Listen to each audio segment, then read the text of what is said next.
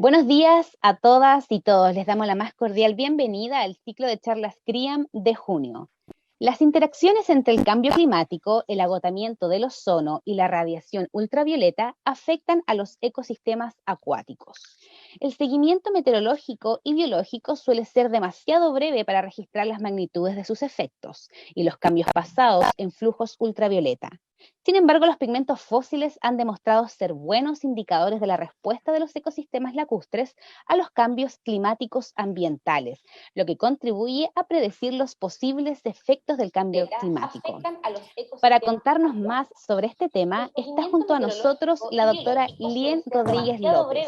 Ella es ingeniera informática y máster en bioinformática y biología computacional de la Universidad Central Marta Abreu de las Villas en Cuba. También es doctora en Ciencias Ambientales, mención en Sistemas Acuáticos Continentales de la Universidad de Concepción. Actualmente es colaboradora CRIAM y ocupa el cargo de investigadora de la Facultad de Ingeniería, Arte y Diseño de la Universidad San Sebastián, sede Concepción, y sus líneas de investigación actuales son el monitoreo de la calidad del agua en los lagos del centro-sur de Chile a partir de teledetección. Hola profesora, bienvenida a este ciclo de charlas y le agradecemos por acompañarnos hoy. ¿Cómo está?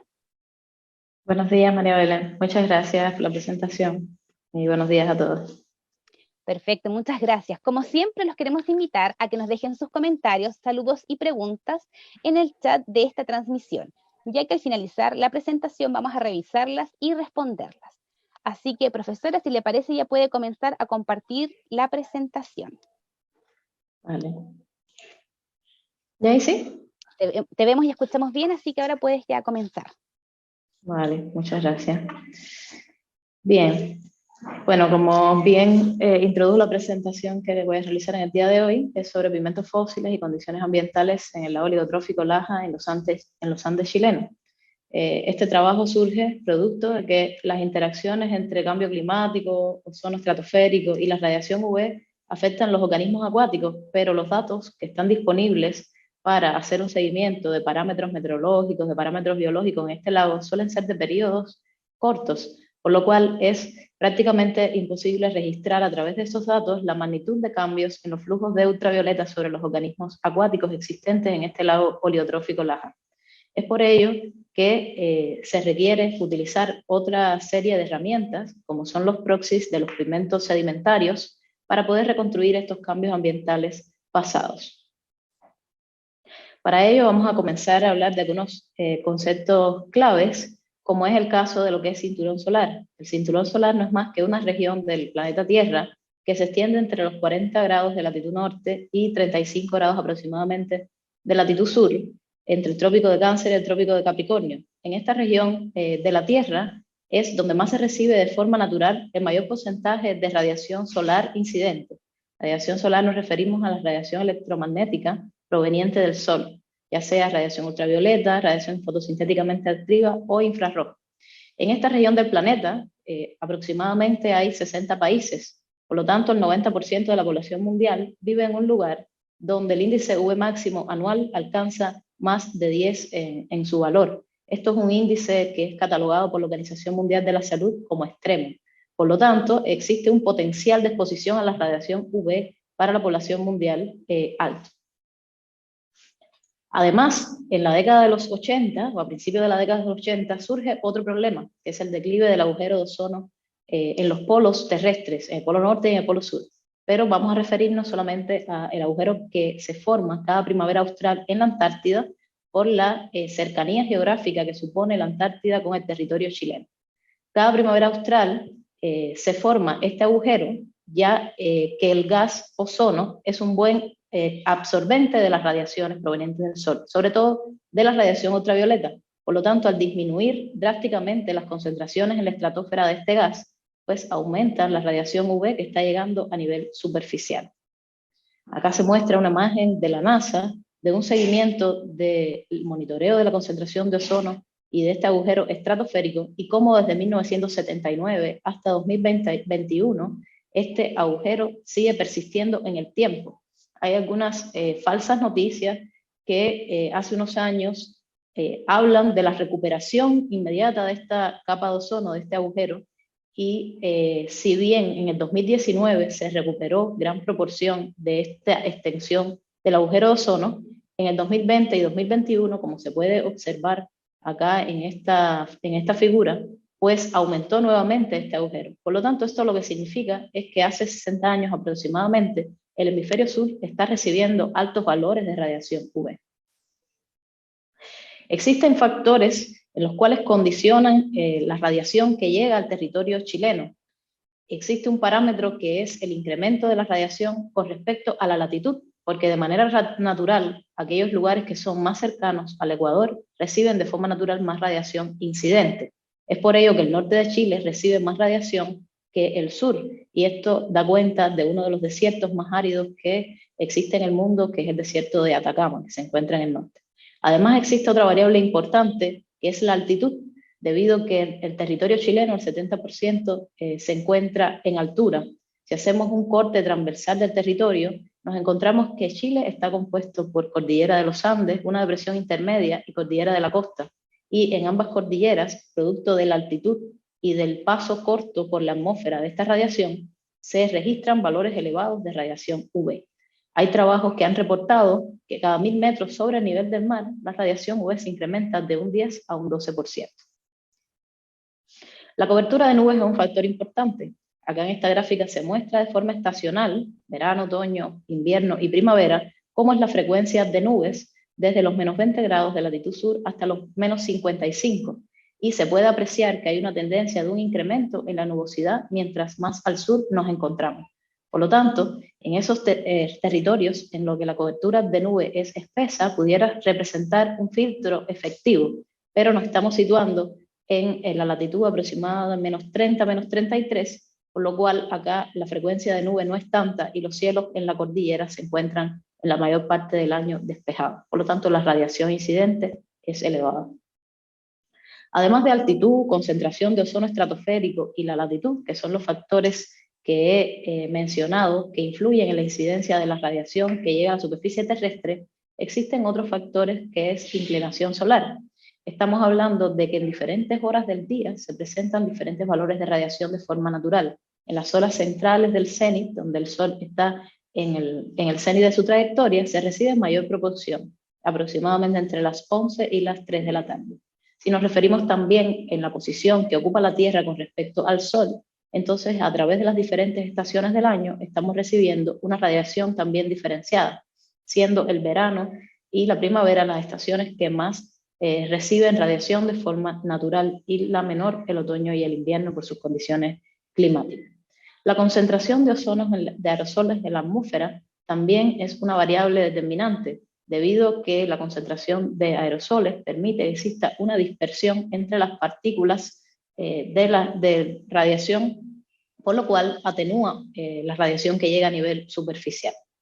Como mencionaba, la cobertura de nubes también es un factor determinante en que llegue más o menos radiación a nivel superficial, pero solo aquellas nubes que son densas son eficaces ante esta atenuación de la radiación. Por lo tanto, no es correcto decir que un día nublado nosotros debemos salir y estar expuestos sin protección debido a la nubosidad, porque también llega una gran parte. No por ser el último de los factores, de los parámetros, las superficies reflectantes juegan un papel menos importante. Y esto es porque no todas las superficies tienen la misma capacidad de reflejar la radiación incidente del Sol. Mientras que la Tierra tiene solo un 25% de capacidad de reflejar la radiación incidente, la nieve presenta hasta un 80% de reflejar la radiación. Y el agua solo tiene la capacidad de reflejar hasta un 10%, lo que significa que la mayor parte de la radiación incidente en los cuerpos acuáticos está atravesando la columna del agua, el 90% de ella. Por lo tanto, si esta radiación es alta y se cuenta con altos valores de radiación UV, los organismos que viven en la columna de agua se encuentran expuestos a estos valores de radiación UV incidente. Como área de estudio, nosotros elegimos en la región del Biobío un lago en la cordillera, que es el lago Laja, que se encuentra en la latitud 36,54 grados sur y en la longitud 71,05 oeste.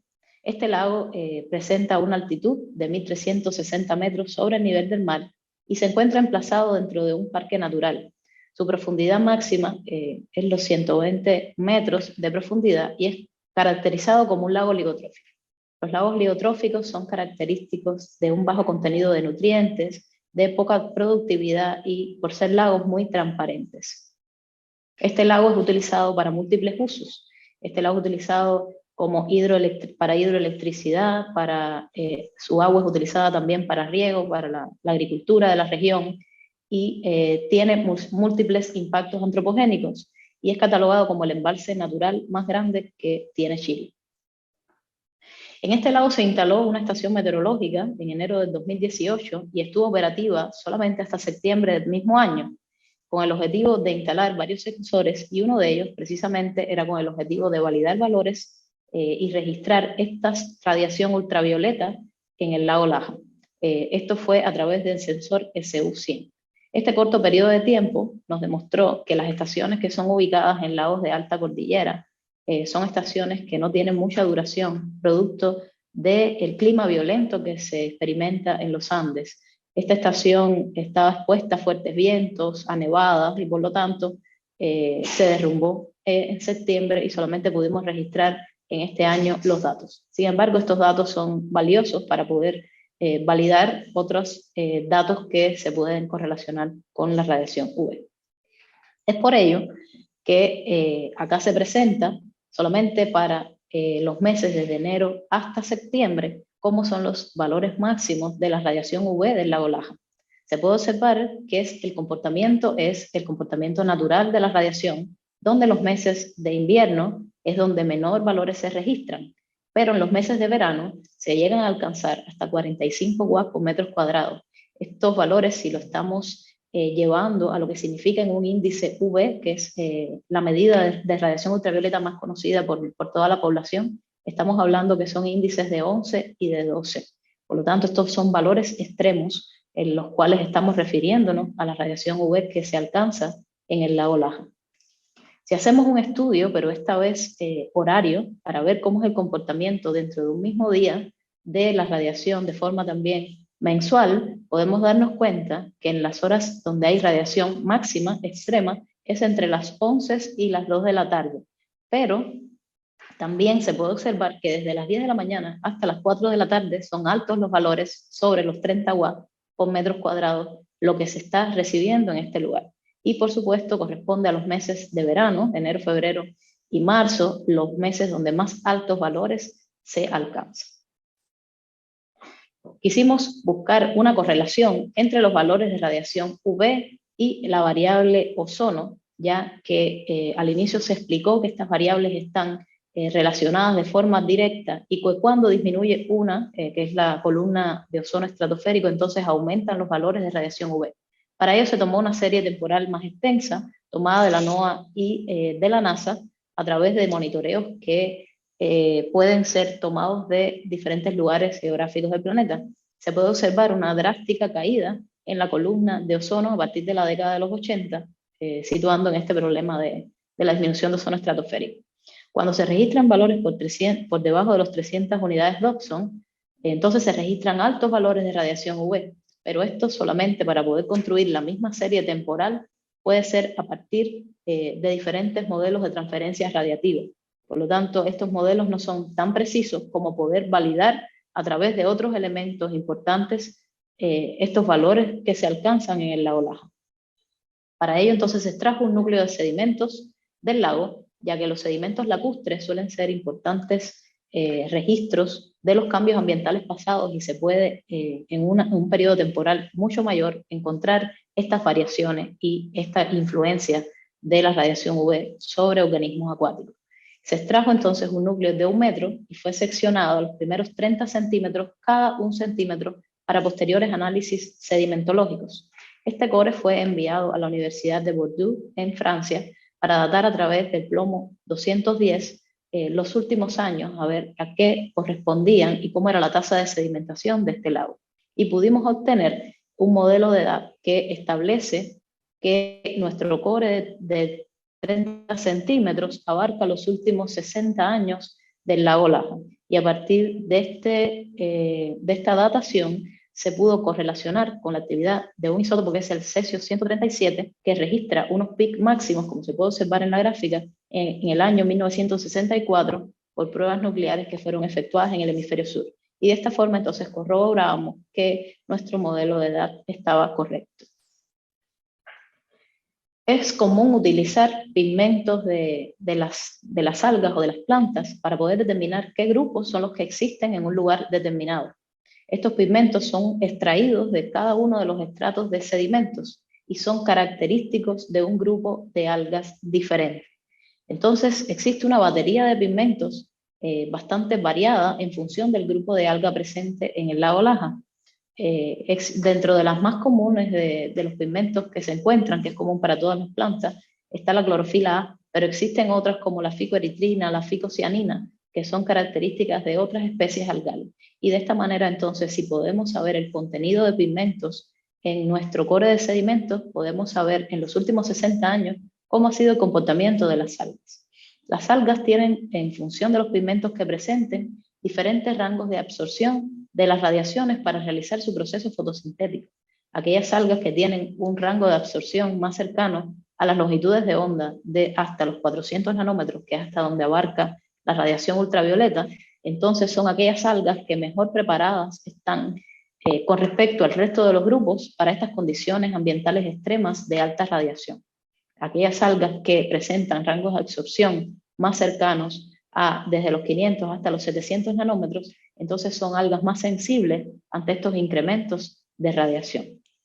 Para ello, a través de espectrofotometría UV-Vis, se pudieron determinar la concentración total de los pigmentos, de las clorofilas y de los otros tipos de algas, de los carotenos, para conocer entonces cómo era la composición en los sedimentos en estos grupos algales. Pero para tener un análisis más detallado y no solamente quedarnos con los totales, sino saber cuáles eran los grupos específicos que están existiendo en este ecosistema lacustre, entonces a través de cromatografía líquida de alta precisión o HPLC se determinaron cómo eran los pigmentos específicos de los carotenos. Y acá en la figura entonces estamos mostrando cuáles fueron los pigmentos principales identificados en este núcleo, siendo los que se encuentran a la derecha los grupos más importantes. El grupo que más abundaba en el lago Laja es el grupo de las Basilarophysias o el grupo de las diatomeas, como son mejor conocidas, que es un grupo de algas cosmopolitas que suelen habitar diferentes espacios acuáticos que tienen diferentes características. Pero lo que llamó nuestra atención es que recientemente en el estrato superior, encima del core, las cianobacterias o aquellos pigmentos que son específicos de este grupo algal, eran pigmentos que se ven en incremento, como se muestran acá en esta gráfica. Otro trabajo paralelo a este que les estoy presentando fue realizado en este lago, pero esta vez fue a través de diferentes muestras de agua. Y a través de esas muestras de agua fueron identificados la composición algal y los principales grupos presentes. Este trabajo fue perfectamente validado con lo que había sido reportado en los sedimentos. Por lo tanto, lo mismo en las muestras de agua que lo que encontramos a través de los pigmentos, estaba dando cuenta de que los grupos algales presentes eran los que se presentan en la figura. Dentro de todos los pigmentos nos llamó la atención en especial uno, que es el pigmento citonemin. ¿Y por qué elegimos este pigmento? Porque quisimos correlacionarlo con otras variables como era el ozono y la radiación en el periodo que contábamos con información. El citonemin es un pigmento que generan las cianobacterias, pero es un pigmento fotoprotector. O sea, solamente la generación de este pigmento ya nos está diciendo que las algas están recibiendo una señal de altos valores de radiación UV, por lo cual este pigmento solamente es emitido cuando quieren defenderse ante estos altos valores de radiación. Estos pigmentos se empezó a registrar, como se puede apreciar en la figura de la izquierda, a partir de la década de 1980, cuando coincidentemente comienza el agotamiento de ozono estratosférico y los altos valores de UV. Por lo tanto, nosotros sugerimos que esto es debido a que en el lago Laja en los últimos 60 años se están recibiendo altos valores de radiación, por lo cual está cambiando la composición algal y el comportamiento de las algas en este lago. Las algas del grupo de las cianobacterias como son los primeros organismos acuáticos y son algas prehistóricas, pues están adaptadas a estas condiciones ambientales extremas. Y es por ello que también se analizaron otros parámetros meteorológicos, como es el caso de la lluvia y la temperatura. En el caso de la lluvia se vio una disminución y en la temperatura un aumento. Estos valores cambiantes de condiciones ambientales en el lago Laja lo sitúan como un lago extremo, en condiciones muy variables. Por lo tanto, las algas cianobacterias son las mejores adaptadas a estas condiciones y presentan unas ventajas ecológicas frente al resto de los grupos. Se han reportado diferentes eventos de floraciones algales en este lago a través de campañas de monitoreo. Y vuelvo a repetir, este lago Laja es un lago oligotrófico. Los lagos oligotróficos son lagos que tienen poco contenido de nutrientes, por lo tanto este tipo de eventos de floraciones no son frecuentes ni son esperados. Los sistemas eutróficos, o que te presenten una cantidad de nutrientes más elevada, son los que se esperaría encontrar este tipo de eventos. Por lo tanto, es una preocupación que esté ocurriendo esto en los lagos chilenos y no solamente en el Laja, porque estas floraciones algales, algunas pueden llegar a ser tóxicas. Por lo tanto, es una constante preocupación que nuestros sistemas acuáticos tengan este nivel de perturbación. Lo otro que cabe señalar es que el lago Laja es limitante del nutriente nitrógeno, pero las cianobacterias tienen la capacidad de fijar nitrógeno atmosférico. Por lo tanto, para ellas el nitrógeno no es un limitante porque lo pueden traer en las cantidades que requieran para su desarrollo y su proliferación de estas algas. Este trabajo fue recientemente publicado en una revista Antropoceno, que les sugiero que lo revisen si es de interés el tema, porque por los motivos de tiempo pues es imposible presentarles todo el detalle de esta investigación. O sea, a todos, muchas gracias. Perfecto, muchas gracias Lien también por esta presentación súper interesante, súper atingente, pensando en que diariamente podemos ver, ¿cierto?, los efectos del cambio climático en diferentes ecosistemas. Y particularmente, ¿cierto?, este tipo de ecosistemas como los lagos, los ríos, los humedales son particularmente súper sensibles a estos cambios. Para comenzar con las preguntas, Lian, que nuestro público igual nos ha mandado saludos y nos han hecho un par de consultas, quisiera primero preguntarte si este tipo de monitoreo que realizaste, que nos mostraste en el estudio, puede aplicarse en cualquier ecosistema lacustre o particularmente solo en lagos de tipo oligotrófico, como el lago Laja. Este tipo de monitoreo puede efectuarse en cualquier ecosistema lacustre. En principio, ahora con el desarrollo de la tecnología hay nuevas herramientas para poder monitorear este tipo de eventos, como son el gran desarrollo en imágenes satelitales y la precisión que hay en cuanto a determinados parámetros de calidad de agua y reportar fenómenos de floraciones algales. Pero, como dije, a través de los pigmentos es un estudio que se puede hacer también para saber los cambios pasados, porque ahora podemos documentar lo que está sucediendo, pero no sabemos cuándo es que estos cambios comenzaron a suceder. Y a través de este trabajo se puede mostrar que si bien el lago Laja la primera vez que se reporta esta floración fue en 2018, esto podía estar sucediendo hace 10 años atrás. Perfecto, entonces permiten conocer también el historial de cambios, de efectos que han sufrido estos ecosistemas. Entonces, más que predecir, también nos cuentan un poco de la historia, ¿cierto?, del pasado, qué es lo que ha pasado con estas lagunas.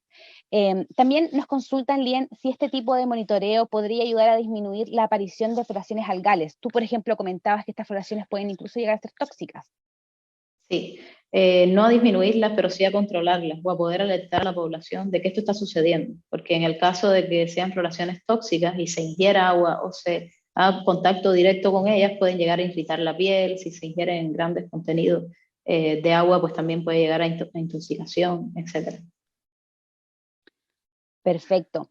Y bueno, tradicionalmente en Chile el monitoreo, ¿cierto?, de estos recursos hídricos, de estos diferentes sistemas, se realiza mediante muestreos muy puntuales o discontinuos en verdad en el tiempo.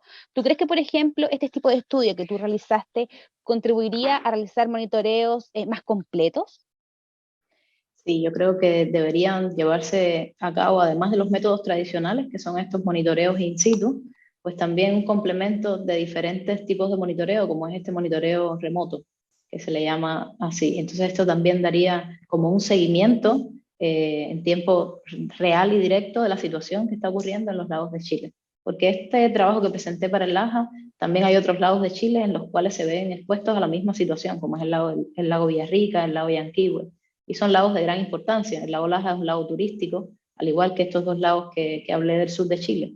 Y es una preocupación porque la calidad de agua de los lagos del sur de Chile son aguas prístinas, son aguas súper transparentes, y por lo tanto este tipo de fenómenos no debería estar ocurriendo.